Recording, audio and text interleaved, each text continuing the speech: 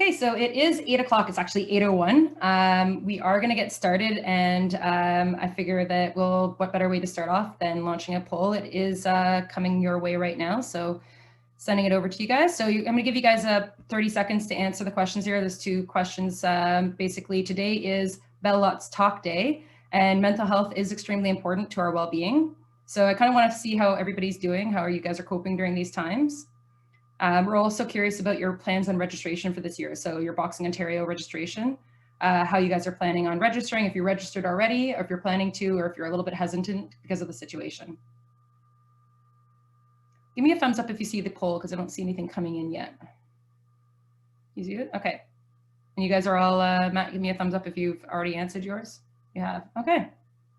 Strange. Oh, because I'm logged in as the second host. I think the original host is seeing. Okay, I'll give you guys another 10 seconds to get your answers through, and then I will end the poll.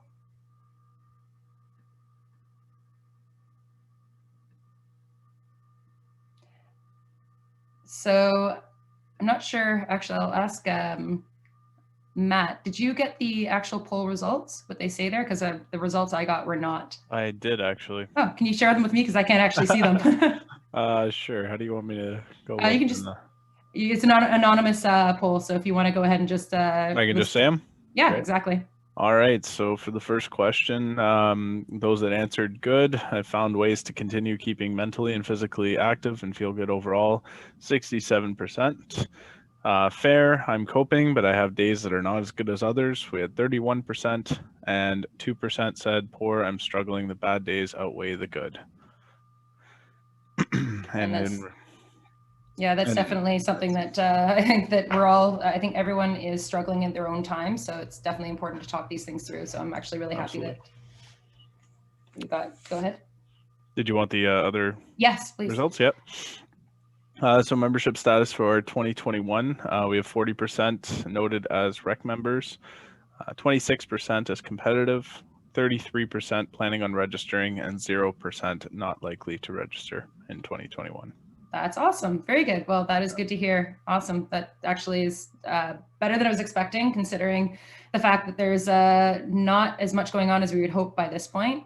But welcome to our first town hall of this year. So thank you guys and ladies for joining us today. It is our first one of this year, and first one of many, hopefully. For those of you guys who I have not met, I actually feel like I recognize pretty much everybody. My name is Jennifer Huggins, president of Boxing Ontario. I'm also joined today by the board of directors, Mike Williamson, who's the vice president of Boxing Ontario, Sid Vanderpool, director at large, and the chair of the coaching committee, Lee Smith, who is director of large and liaison with the FDC. Fred Tenike, who it's his birthday today. Happy birthday, Fred. This is my big celebration for you. We called a town hall just to celebrate with you. He's secretary and chair of the COVID task force, along with being, I believe, the chair of the treasurer. No, you're not the chair, sorry. He's shaking his head. Sorry, that would be Francois. I'm just trying to give you a whole bunch of titles because it's your birthday. Also, Erik Espinola, who's the executive director. And you just saw Matt, who is Matt Spina, who is new with us. He is the technical director. I'll also be moderating this meeting, but I've got Mike Williamson, who's going to be hanging out and doing the questions and answers through the chat. So if you can just go ahead and, I've seen a lot of questions coming through to me. So if you guys can go ahead and message him in the Q&A, because I don't have time to go back and forth and check it, not right now at least. We will be holding an open discussion. So if there's anything you guys want to talk about, we'll let everybody come off mute and you guys can all talk at the same time at the end of the presentation. I'm just going to share with you guys my screen again. Awesome. So we've invited you today so that we can update you on the current interactions with government and our work to get the sport reopened in Ontario. Since November, Toronto and Peel clubs have been on lockdown, but the rest of Ontario joined us late last year. Piece by piece, our clubs, coaches, and especially our athletes are feeling emotionally, physically, and the financial, I guess, effects of being reduced to virtual exercise. I know some of you guys are still trying to get outside, which is awesome. It is getting cold, so it makes it a little bit more difficult. But we need to keep our members involved and motivated and engaged. So that's what we're here to do today. I'm also very excited to have Sharmila Gupta of Cognetic, and I'm probably pronouncing that wrong, movement, joining us today to host a micro workshop on training the brain. But first, as many of you guys know, we lost a very important family member last year, at the end of last year, actually. John Mellick, for me, was a friend and he was a mentor to me personally, but to many of you, he meant even more. We'd like to take this opportunity to honor him, and we'd like to do the traditional 10-bell salute, which I'm going to actually ask Mike to go ahead and have to ask him to unmute so he can play that, so we can honor John's legacy.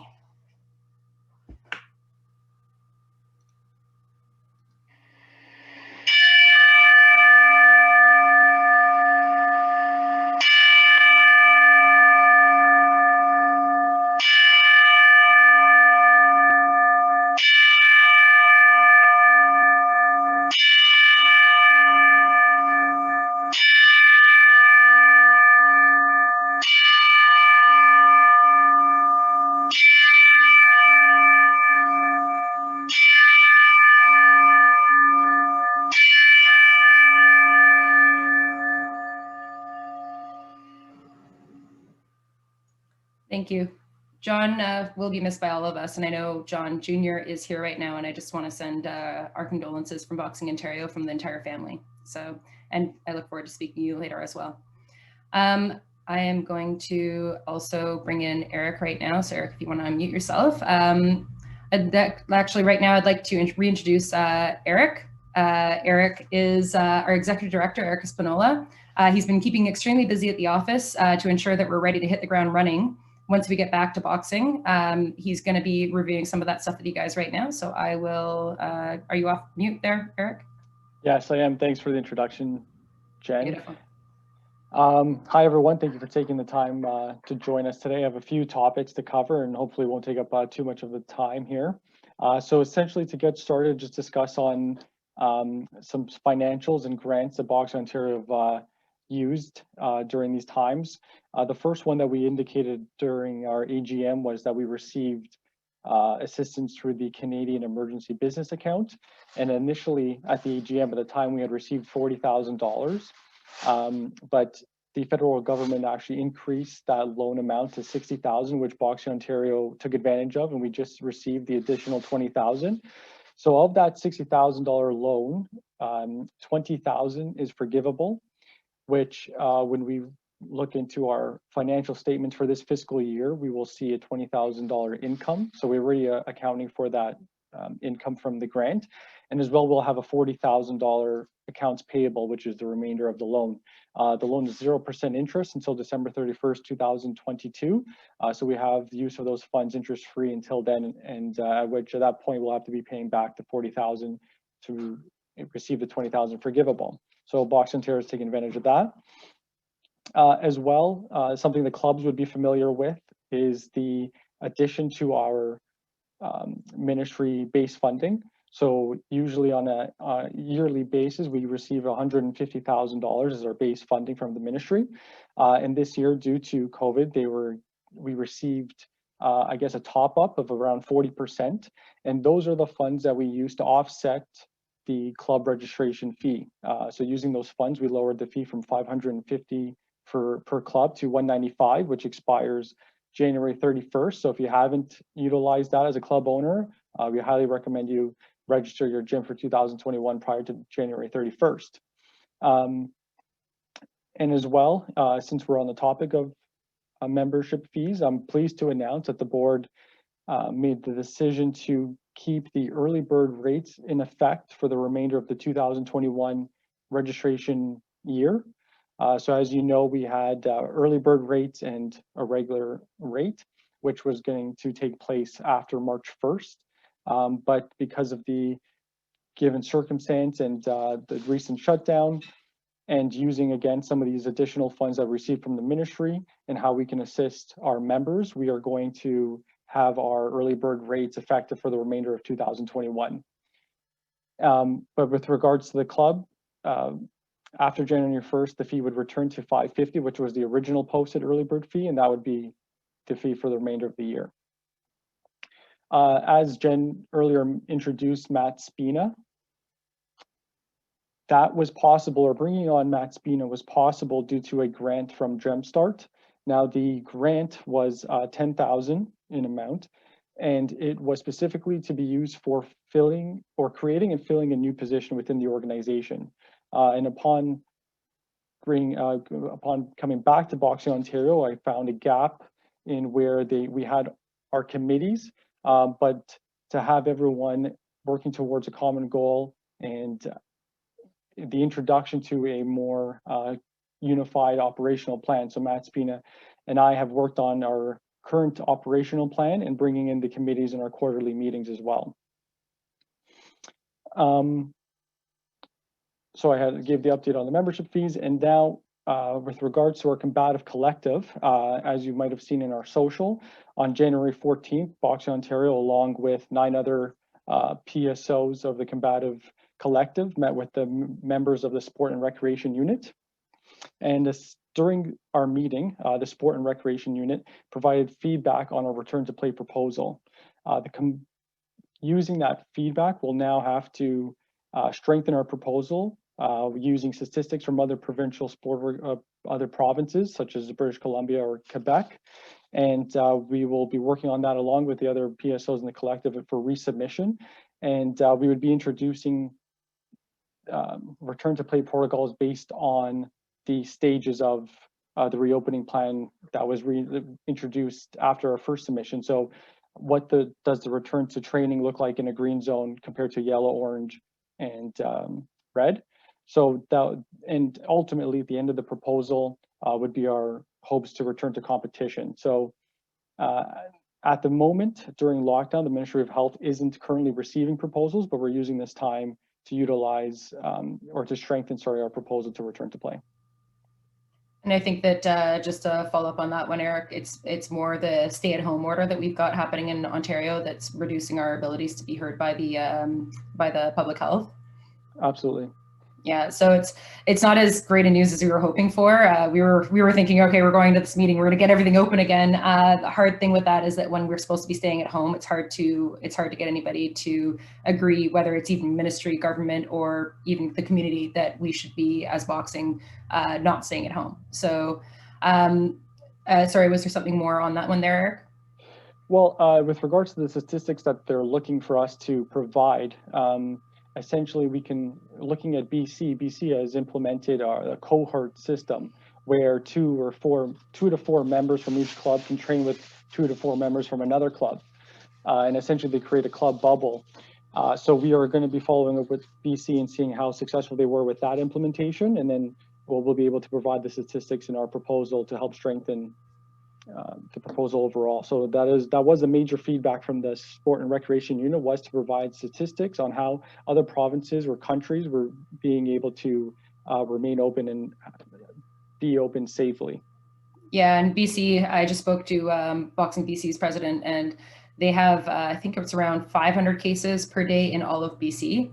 So that is partially why they're one of the only provinces really operating. They're not doing competition, but they're operating quite a bit more than any of our other provinces are right now.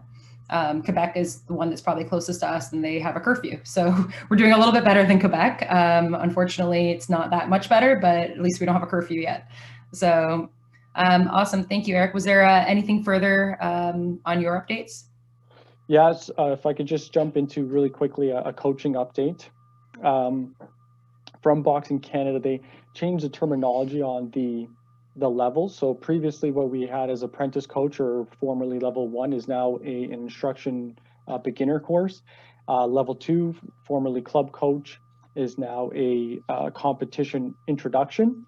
And as well for level 3, it is now called a competition development course.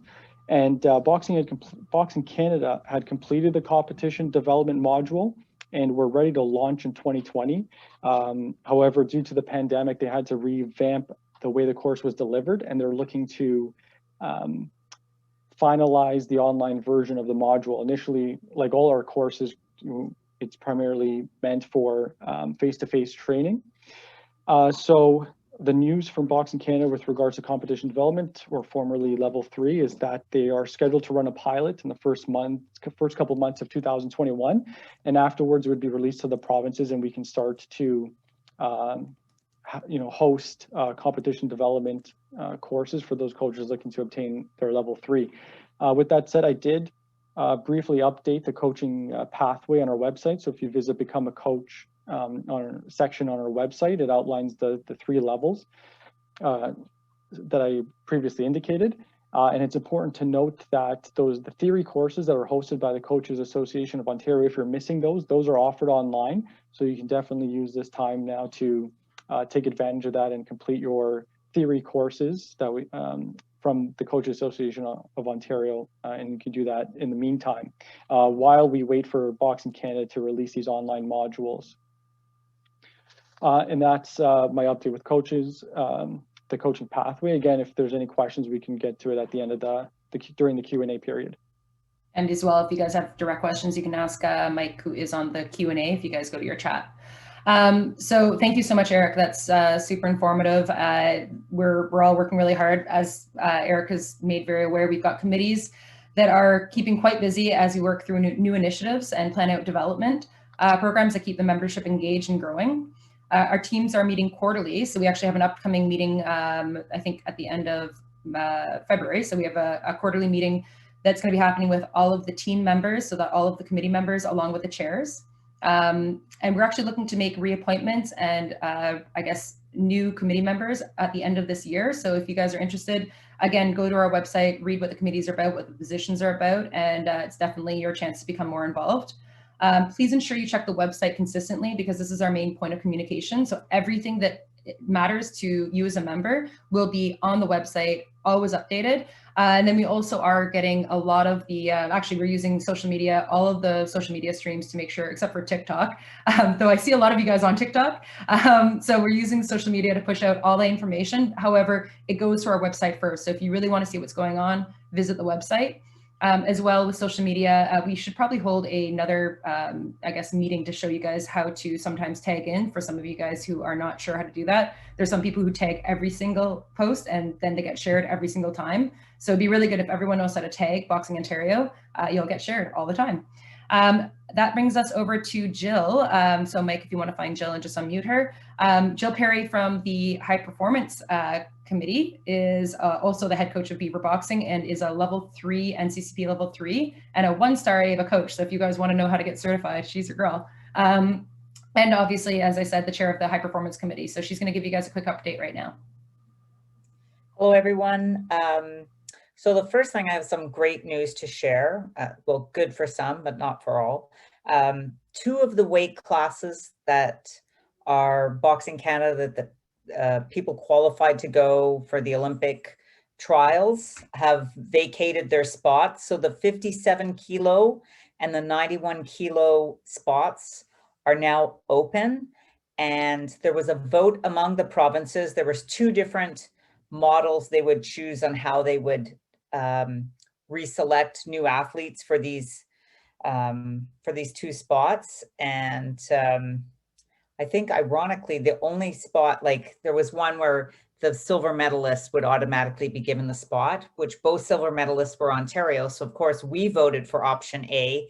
Everyone else voted for option B. So we lost. So option B means each province will be putting forward 2 athletes per these 2 weight classes.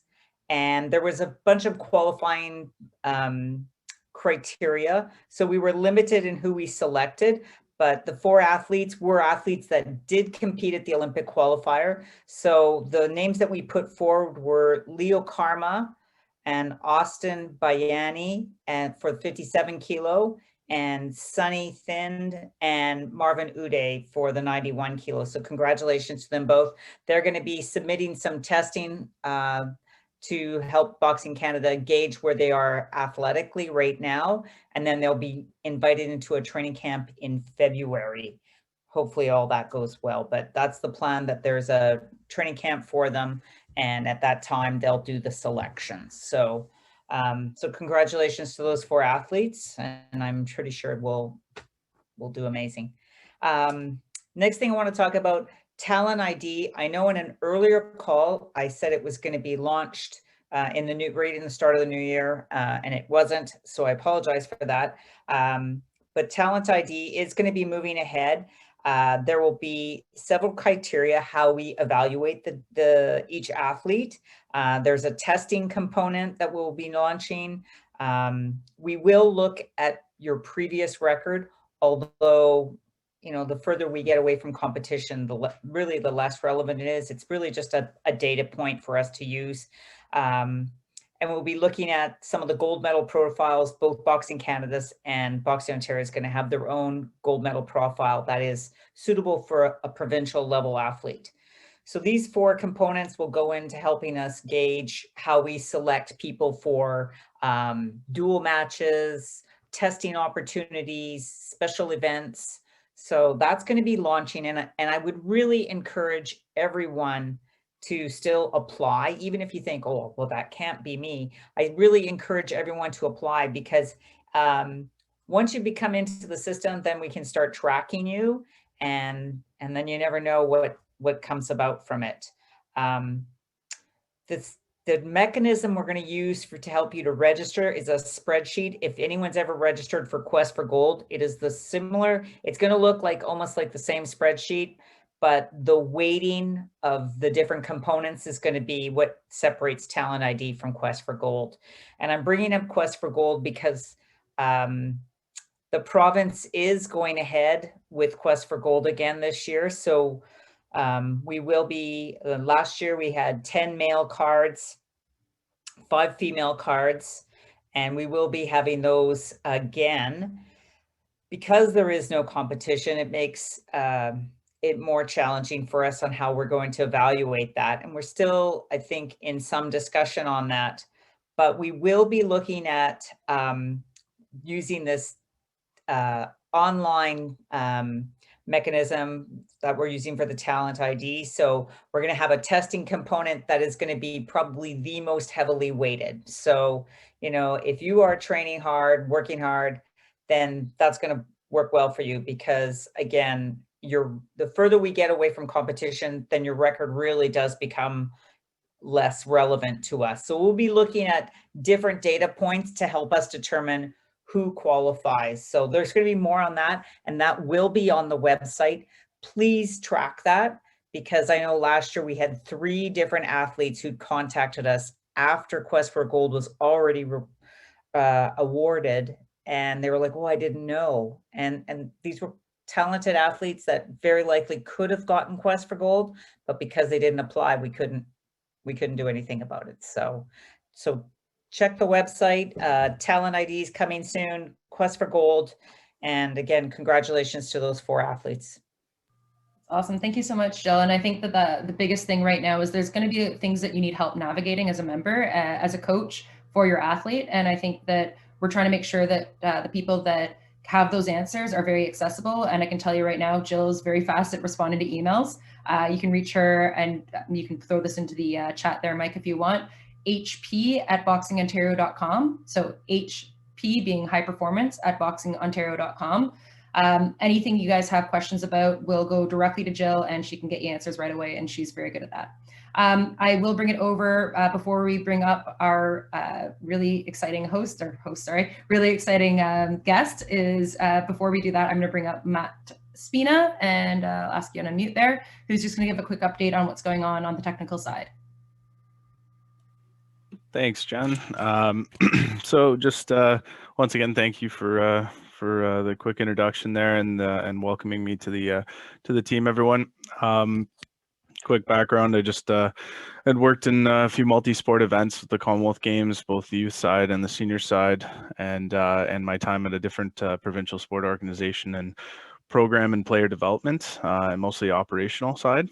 So with that being said, my role here with the technical coordinator role is going to be focused mainly on supporting the committee initiatives, helping with the operational planning on the back end, and then any technical programming moving forward. We're going to help support that as well. So just to give you a quick brief overview of what we've worked on to date, and kind of the direction that we're looking to take this upcoming year. First and foremost was the operational planning. So Erik made mention to the operational plan that him and I had been working on. We have been looking to embrace a more stakeholder and committee-driven process. So we're going to be going out to our membership a lot more to help guide the direction of certain initiatives and items that we'd like to bring to the table to improve our services to you as well. And with that, we're going to be, sticking to that classic acronym, the SMART planning, and we're going to keep everything specific, measurable, attainable, realistic, and timely for you guys. Just a quick, I'm just going to share my screen quickly there. A model that I've been a big fan of and something that we're looking to try and embrace with this future direction is one that's called the Managing Complex Change, or also known as successful strategic planning at a glance. So as you can see, we have 5 areas that are absolutely required to achieve success in any plan. And if you're missing any of these areas, you have the resulting you have the listed result there. So what we're focusing on trying to do is make sure that we have our visions in place. We have the people with the skills. We have the incentive programs to make sure that this is going to be something that's going to continue. We obviously want to make sure we're applying the correct resources to this and then having a proper and clean action plan to support those directives. So I can send this out as well if anyone would like this. If so, just please note that in the chat. It's a nice model to embrace both personally and professionally. So just with that said, the idea behind this new direction or kind of shift in mentality is to increase the accountability from the provincials, from the organization side. We're going to increase visibility and also be regularly tracking our progress for the membership. And by doing this, or the way we're going to achieve this, is through a number of areas, a multifaceted kind of approach, but the main one that we're looking to roll out in the near future is surveying of our membership. And I know that sometimes comes almost like, we always think of the surveys we get after making a purchase or an experience at a store, but it's very undervalued, I think, in other areas. But when it comes to an organization like this, where we are here for the public and we are here for our membership, embracing and taking your feedback in is the only way that we're going to improve. So we're going to be starting this off by sending out a club survey that will focus on most overarching areas, covering operational aspects of how your organization works, your marketing plans or current strategies, what you're doing for athlete and coach development, event planning, etc. But also within that, we're going to give you the opportunity to identify areas of concern, services that you feel may not have been met, services you would like to see increased. So this will allow us to, again, target those areas that perhaps are not currently meeting expectations or are something that hasn't been quite flagged yet. And with that, we'll be able to track those results and apply resources a little bit more appropriately to help address those concerns. We can't grow in the status quo, and we're here to make sure that your guys' lives are easier. So this is our main way to do that. We want to take your feedback and we want to apply that to our future operational planning. So you'll see something coming out from Erik and myself probably in the next week or so. Just to start out with the club survey, we're going to kind of gauge what the landscape is currently looking like, and then probably follow up with a few smaller ones in the near future after that. So I like that. You can't grow in the status quo. He's a poet and he didn't know it. Thanks. Awesome, well, yeah, Matt. that's about it for me.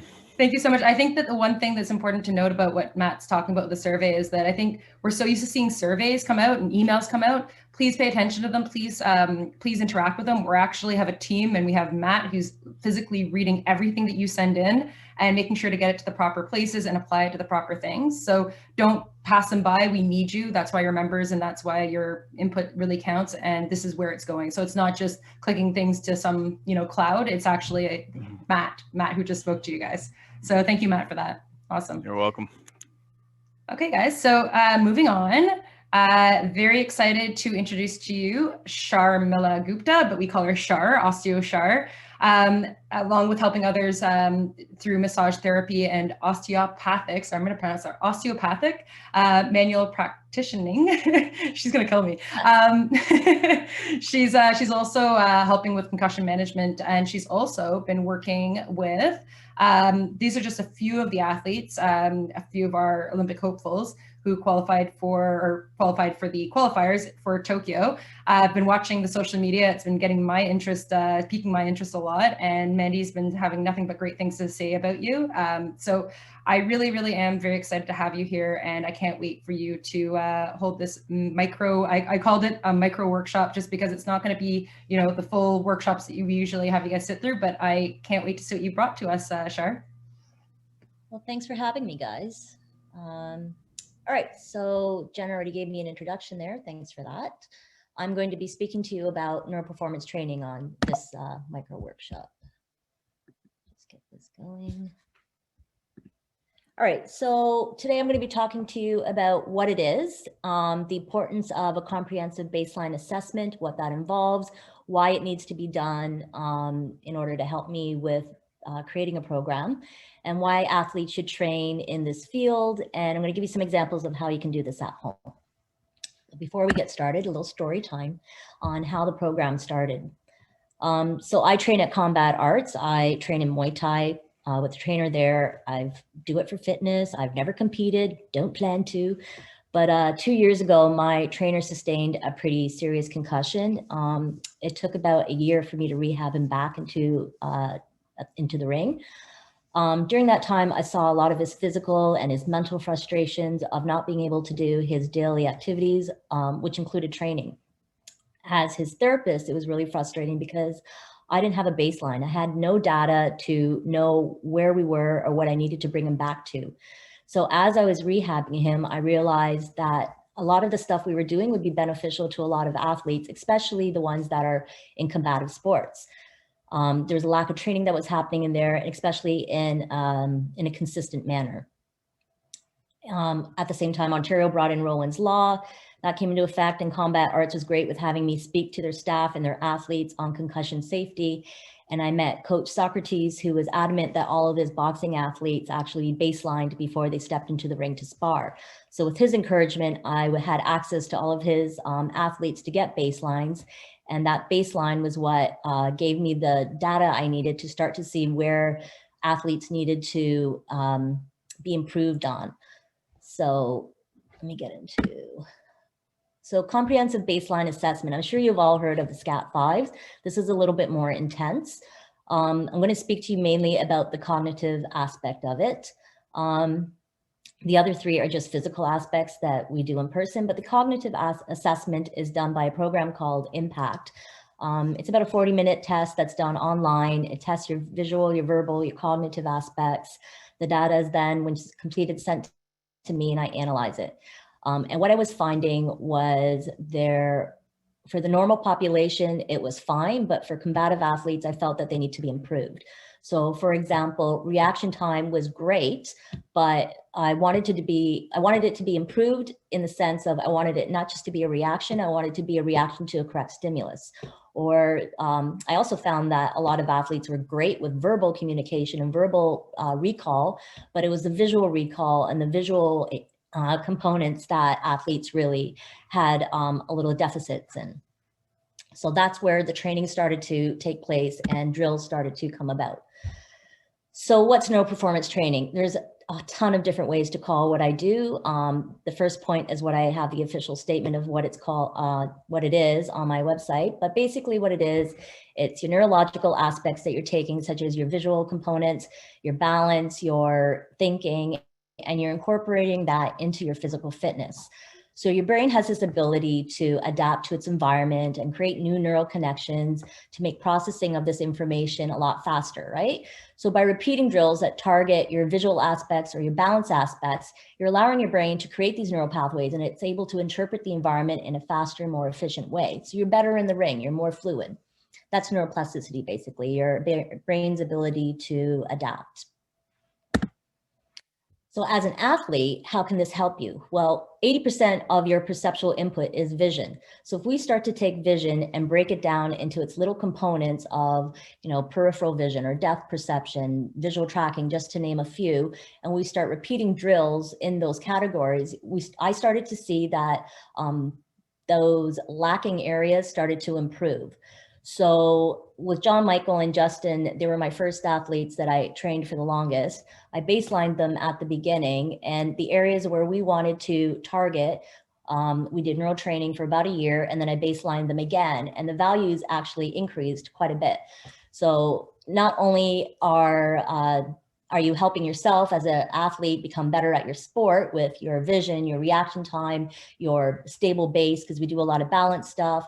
It's also going to help you with keeping safe in the ring, because you're going to be able to react faster to that glove coming towards you and avoid hopefully getting concussed, which is my main Sorry, goal. Shar, I just want to check. Are you supposed to be sharing a screen right now?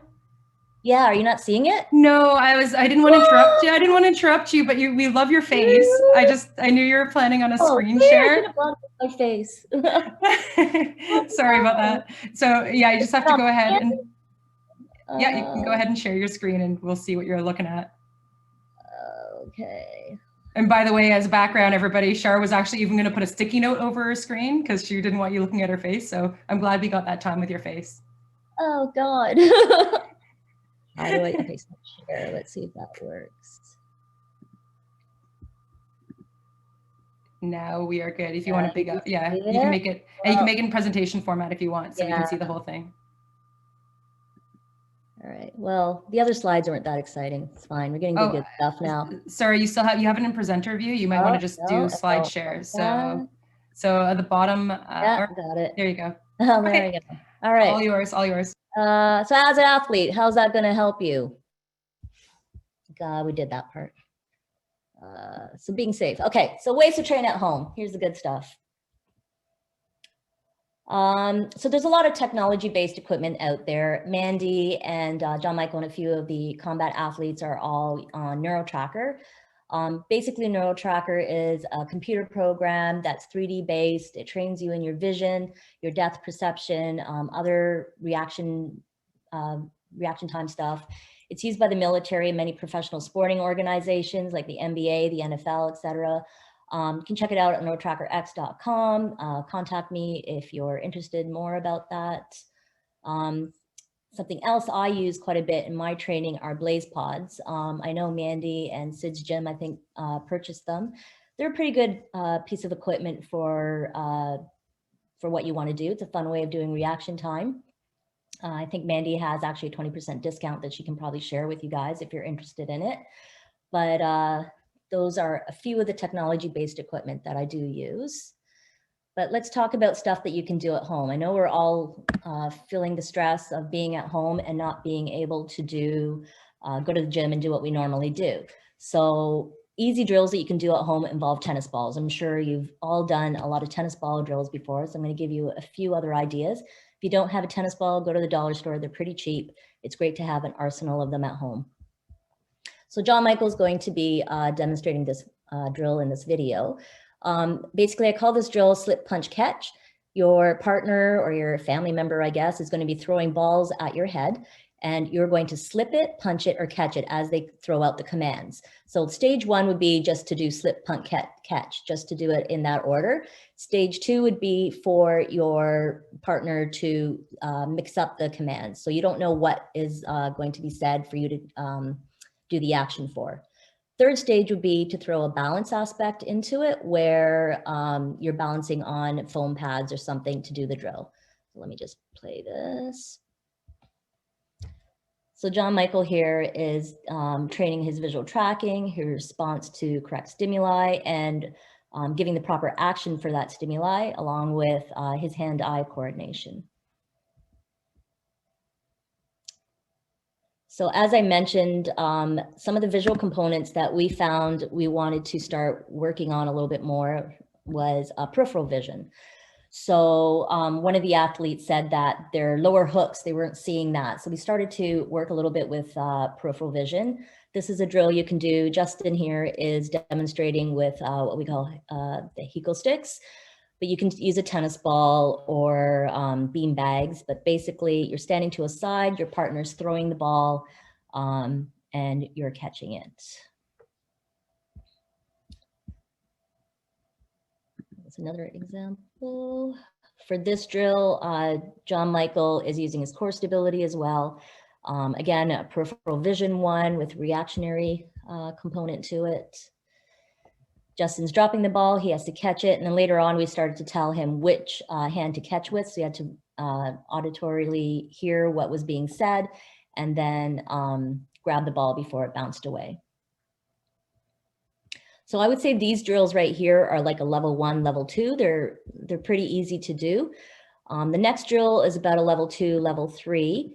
What I've started doing with a few boxers that I reached out to during the pandemic was to do a weekly drill that just to keep some friendly competition going on. So I'm going to play this drill. It's pretty long, and I'll talk over it. But basically what you're doing, there's 3 components. He's got his visual tracking, his hand-eye coordination, and a cognitive aspect that's going in here. This is Jaquan. He's bouncing the ball between 2 hands. He's downloaded a metronome. He's using the metronome at a beat. I told him to do it at 110. He's doing it a little faster. And he's reciting the alphabet as he alternates with the numbers.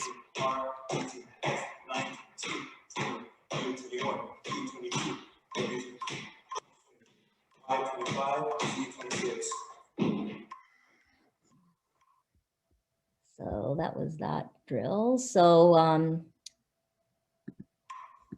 go on to the next one. So this is Mandy. She's doing a cognitive drill. Now, cognitive drills are great to do after you've actually done a workout because you're already taxed, your mind's already tired. To be able to focus in and complete a task can be very difficult. So Mandy here is using the metronome. She's going to be tapping with her feet. This Bristol board is just a Bristol board I made of numbers from 1 to 56. The numbers are reversed and they're mixed up. So she has to find the numbers in a sequence, so counting from 3s. And she's also singing "Oh Canada" here. I'll just play that. So these drills are great in regards to, again, challenging yourself once you're already tired to cognitively be aware. But also it just helps you with your perception and your decision-making abilities. Finally, Caitlin is demonstrating this drill. This is a saccadic eye movement drill, which I get all of the athletes to start off with. It's a great drill to do daily, if not before you start working out. You start your metronome off at 140 and start going up as we go. I'll just play this video as I talk. The normal range should be about 180 that you're trying to hit. And basically, you're bouncing your eyes from object to object for 10 cycles in that. And she's demonstrating the hand placements. And what that's doing, it's challenging your ability to quickly and accurately shift focus from one target to another, which definitely is needed when you're in a ring. So all of these drills as an athlete, when you're in the ring, you're able to start using your cognitive abilities to predict your opponent's movements, which then serves to drive the accuracy and speed of your own actions and reactions. So in essence, it's going to be keeping you safe because you're going to be able to react and move faster, and hopefully you'll have a positive outcome in the end. So when you're doing these drills at home, just remember that they need to be consistent. These aren't something that you're going to be doing once a month. You need to be regular about it. Athletes I'm working with, I see them once a week, then they have a weekly drill, and then they're practicing at home on their own whenever they can. So at least 3 to 4 times a week, there has to be a cognitive, neurological, neurotraining aspect to it. You want to make sure that you're including your neurological aspects of vision, balance, thinking. Just get creative and have fun. There's lots of ideas out there on the internet. You're welcome to scan my Instagram page at Shar for inspiration. But that's it. Awesome. I don't know, Mike, since you're the Q&A guy, if there's any questions that came in for Shar. I have a random question. You're going to start knowing who I am soon. I really like that drill that John Michael was doing with the slipping the balls and catching them. what happens if you've got the thrower and they don't have proper aim? Do you have anything for that? I actually, that's another neuro drill right there. Aim for your target. I actually have a tennis ball gun that I'm going to start getting out and whipping it at them. Then they have to worry about concussions. John Michael's pretty good though. He can avoid everything. That's awesome. That's awesome. Yeah. So if anybody has any questions, Shar is going to be sticking around for a second here. There's no questions yet. We will. Here, I will. Are you still sharing the deck there? Are you going to go back to? Oh, you're okay. I'll stop your share there. I did see a couple of links that you had in there that I might steal off of you. Are you willing to share that deck, or should I just? We are going to be doing sending this out as a report as well. Yeah, so maybe send it to you later. Oh, perfect, amazing. So Mandy actually just shared a link. I sent it into everybody. It's a link for everybody to purchase the Blaze Pods at 20% off. We have a couple of those for the gym as well. So those are something that have definitely been, they've at least kept things interesting. We probably are not using them as effectively as you would, Shar, but they're pretty awesome. They're pretty good, yeah. Awesome. So your email, I actually have, I'll share a slide here of what we kind of have coming up. If you want to just drop your email into chat with me or with Mike, Shar, and I will send that out to our membership as well. Again, for everybody who has been following us on social media, we usually do share a lot of, I know Mandy, actually pretty much everyone that you just shared videos of, I've seen those videos because I'm following them on Instagram stories. And they have pictures and videos, and that's what caught my attention in the first place was Mandy singing the national anthem. That one actually got picked up, yeah. Yeah, and then I saw her daughter singing the national anthem after that, and I was like, oh gosh, if her daughter starts doing the alphabet backwards while doing that. I won't name who, but a few of the athletes didn't know the Canadian national anthem, so. It's okay, we learn. We're all just learning. That's awesome. So yeah, so definitely keep up to date with things through social media. We'll share some of Shar's drills. Those are great drills. Thanks, by the way, for sharing those. And I've also put together, and I will, before we send this out, we'll put out a few more of the links that Shar presented here. But her website here, along with her email, actually contact is directly from her website. So if there's any questions or if anyone wants to do the baseline testing, sorry, I might have been trying to figure out if you were supposed to be sharing a screen. Did you talk a little bit about the baseline testing? Oh, it was just a listing. I just listed what was incorporated into it. But the baseline testing, it's all part of a proper baseline for concussion safety, right? So it includes the cognitive aspect, and then there's 3 physical aspects that you go through. And I just did the baseline. Actually, Shar sent me the baseline test today. It actually was really stressful and frustrating for someone who is, I'm 16 years ago now with a very bad concussion. And I found it really difficult to do a lot of the exercises. I actually thought some of them I was doing well at, and then I realized when she told me, I don't think I did very well. Is there these exercises that you're talking about, those will increase those things that I need to work on, some of the things that... Yeah, so that's what I found with Justin and JM. After a year of doing neurotraining with them, some of their values did increase. That's awesome. Okay, so that's, I'm going to follow up. I know for myself, I'm going to follow up with Shar. I'm one of those typical people that used to be an athlete who says I can fix myself. And obviously there's still some damage there. And there's just like anything else, if you train it, you can strengthen it. So I'm guessing that's the same thing with the brain. What would be the value, I guess, of having the baseline test?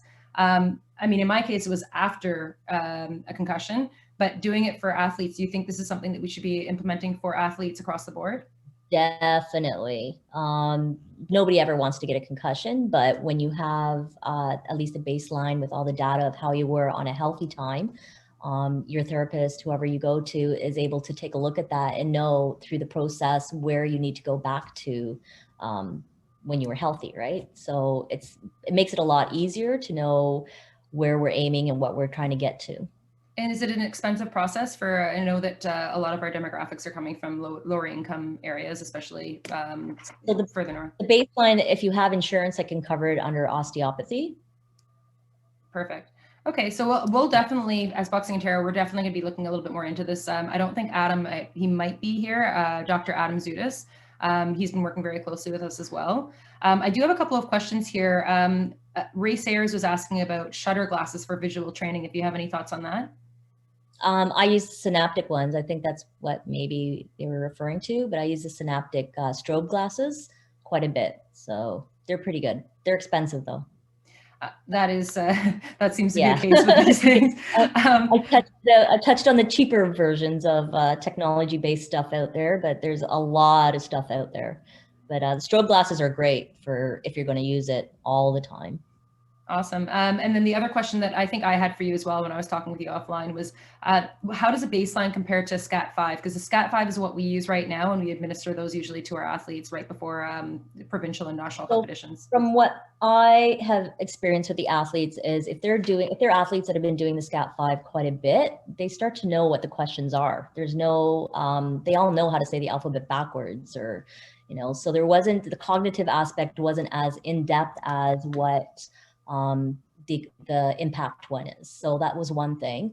And then the other thing was there's a visual ocular motor screening that you do that wasn't targeting everything. SCAT-5 is more, from my understanding, the SCAT-5 is more for something you use after on the field. So if you're boxing and you get hurt in a fight, then the doctor would go ahead and SCAT-5 you to see where you are and what needs to be done if you need to go to the hospital or whatever. But I wouldn't use it as a proper baseline for an athlete that's in, especially in a sport of boxing.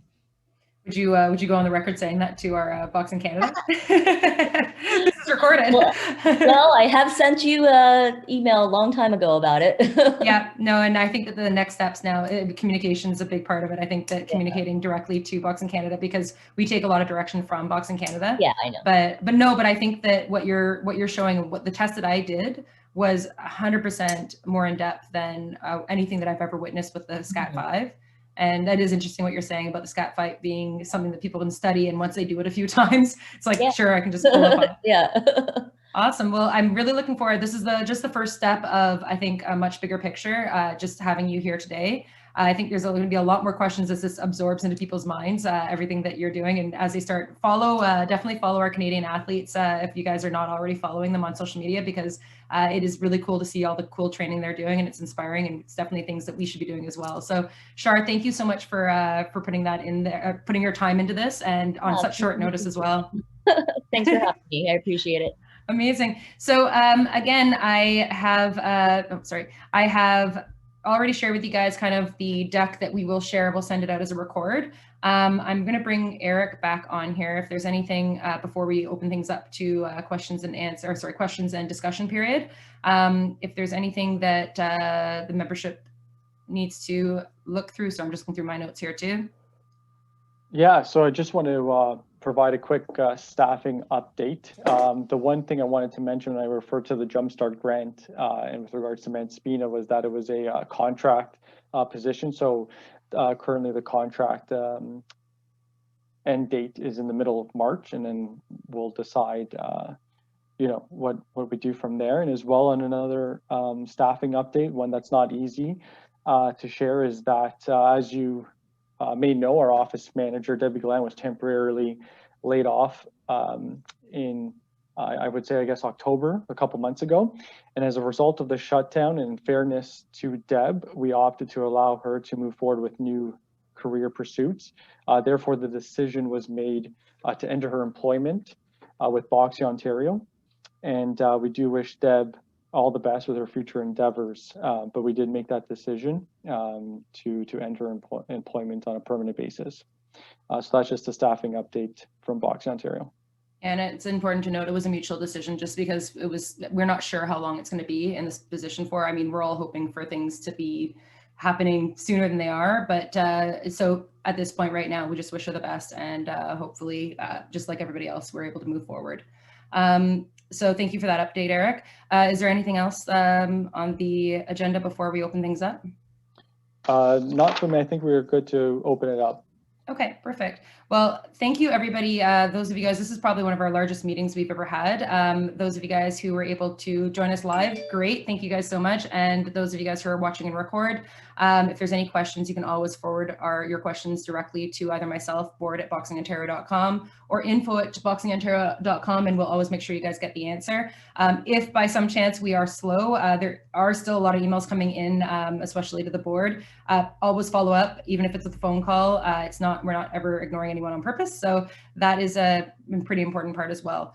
Actually, sorry, I just got a note here from Fred to remind me that I do believe you guys are all aware, Matthew Kennedy is also officially no longer with Boxing Ontario. We do thank him, and I think we did during our last meeting thank him for his services to Boxing Ontario for over a decade as executive director and as a boxer. I'm not sure how much you guys know about Matt's career as a boxer, but he was quite involved as a boxer before he was on the executive side. So there has been a lot of changes. We are keeping things rolling forward. And at this point right now, we would love to open it up to questions and discussion. I'm just going to stop the record here.